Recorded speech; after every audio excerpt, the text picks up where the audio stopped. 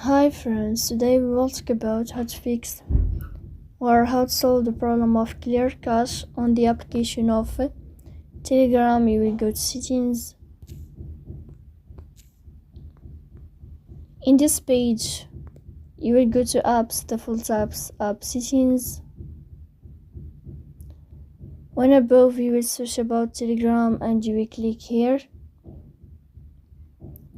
Then in this page of app info, you will click on first stop and you will click OK. Here you will enter to the window of storage. Then you will click on clear cache. Then you can turn on your airplane mode.